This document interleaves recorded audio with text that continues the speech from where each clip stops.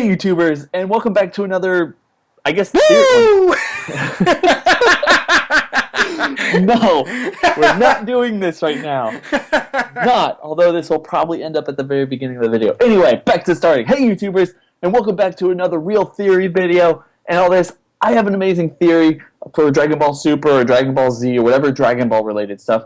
So I wanted someone to kind of throw back and forth on this thing, kind of like this. So I kind of grabbed Kanji out of the ether, and he said he'd be a part of it, although he doesn't necessarily know anything about what we're going to talk about. So Kanji, are you ready for this? I really don't know.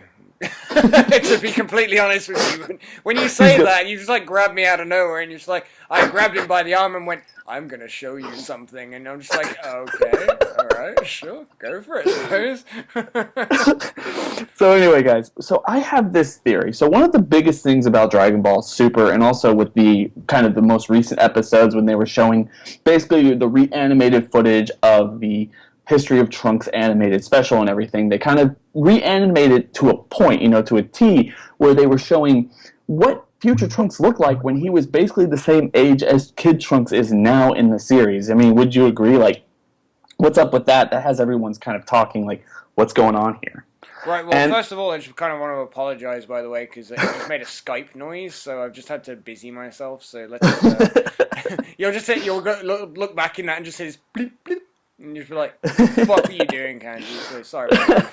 So anyway, guys, so, the thing is like, this thing is, why is it that Trunks doesn't seem to be aging as his future self? And, in a bigger question, why doesn't Goten and Trunks seem to be aging the same way that, future Trunks or even Gohan aged or something like that? And a lot of people have kind of thrown out, like, the fan theories or kind of even the stuff we get from the creators here and there that basically Saiyans age a little differently, and we don't necessarily know how hybrids basically age or anything.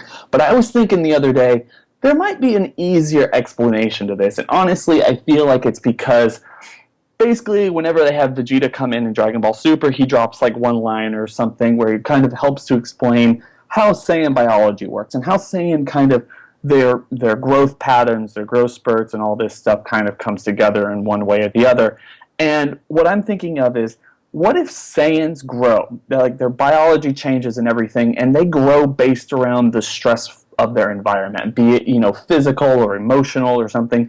Their body, somewhat like the Zenkai boost, where every time they're kind of put into near death, their bodies get stronger. What if they're put in very emotional, physical, like dangerous situations, their body actually adapts and grows quicker than other Saiyans in order to make them basically more powerful, and their bodies can kind of, house more power within them and give them a better chance of surviving.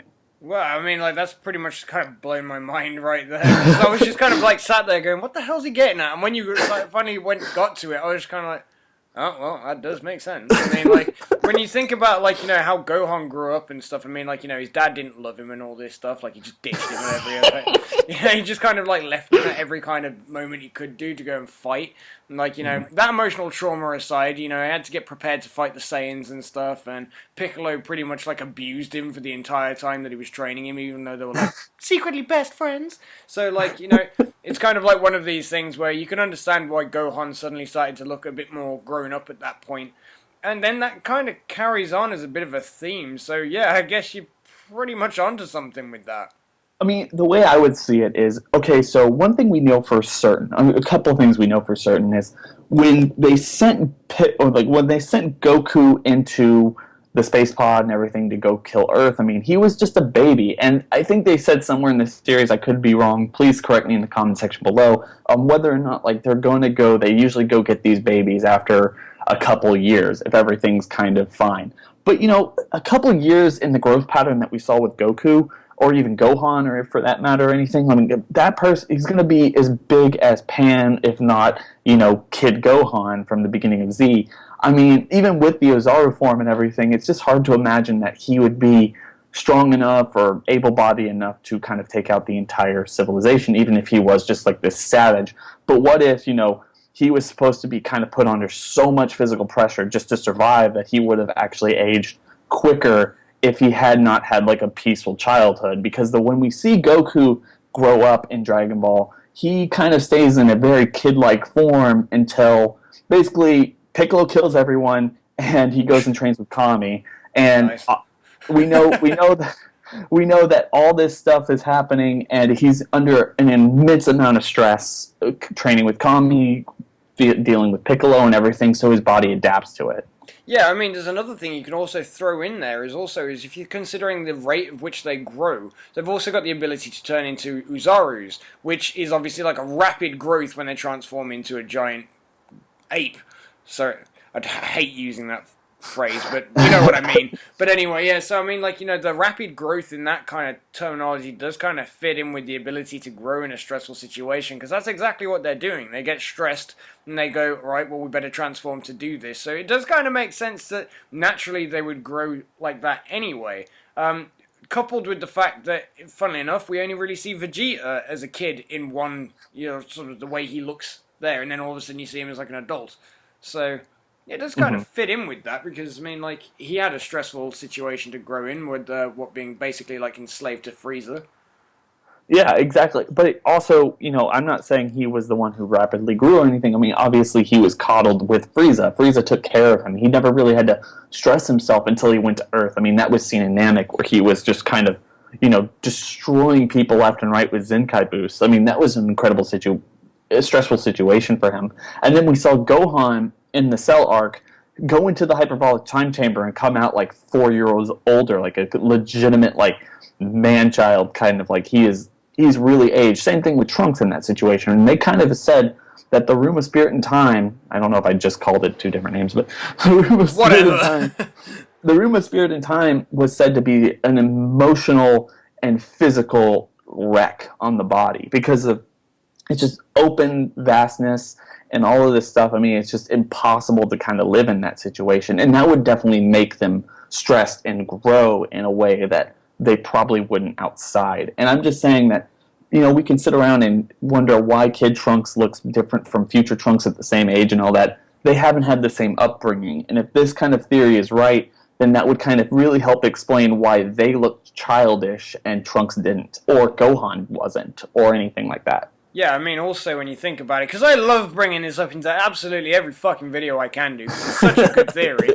is the sort of way that you describe Goten. Obviously, of him being like, I've already explained this in the video that we've recorded today, but still, it's like, I make you explain it all the time, but the way that you use Goten as like a metaphor, as like of being peace in the time after the Cell fight and everything.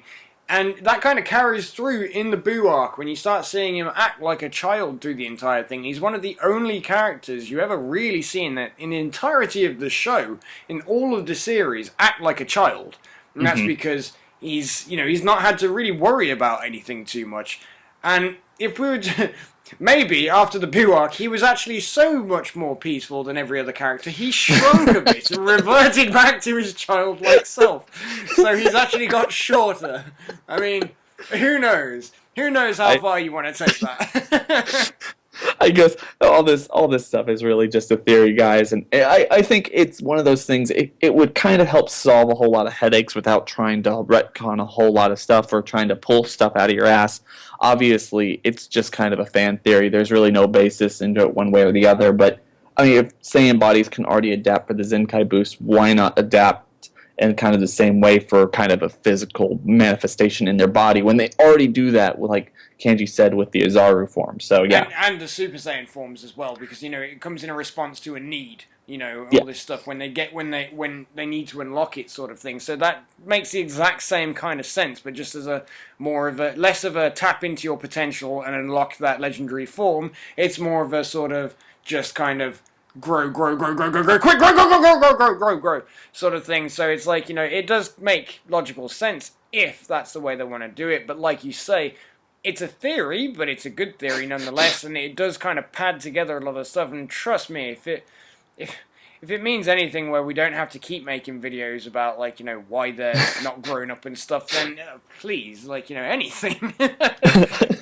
Yes, exactly. So anyway, guys, basically just tell us what you think about this in the comment section below. We always want to hear y'all's theories, or whether y'all think like this is right or wrong or anything like this. definitely make sure to go check out Kanji. Not only does he make great Dragon Ball content, he'll also kind of give you his own theories from here and there. I think he's telling me earlier he has some really awesome ones coming up, so you're definitely going to want to see those things. Also, you're too kind. Also, if I can chuck something in though, if you think this theory could be right, leave a hashtag in the comments, right, and then go on to say whatever comment you want to say. But if you think it's wrong, leave a hashtag with wrong, and then go on to say why we're fucking wrong. Hashtag right, hashtag wrong. Also, just to kind of do what Donnie's been doing on his videos with me and everything. Also, if you think it's right, like the video. If you think it's wrong, dislike the video. I think that's a fun little game too. So, guys, Kanji, thank you so much for joining me, man. Yeah, absolutely, man. You know, I'm always happy to be on your channel. We always have a laugh. As much as you're sick of me. Even when I just pull you out and like, dude, we need to do this video right now. I like this idea. Just do it. Anyway, guys, we will catch you in the next theory video, debate video, pitch video, whatever I have Kanji on next. Anyway. I'm just going to say, like, I don't mind you pulling me up for videos like this. I kind of feel like, you know, the sub that got to hear everything before the other subs. I'm just like, I'm sat here with, like, you know, a bucket of popcorn next to me, and I'm just sat here kind of going, yeah, that's a really good theory, man. And you pass it to me, and I'm like, oh, fuck, you want me to say something? Quick, spit out the popcorn. Exactly. So anyway, guys, definitely make sure to go check out Kanji. Rate, comment, and subscribe to me as well if you haven't already. And we'll see you on the next video. Bye. Comment, subscribe. Welcome to 2008. Bye. Bye.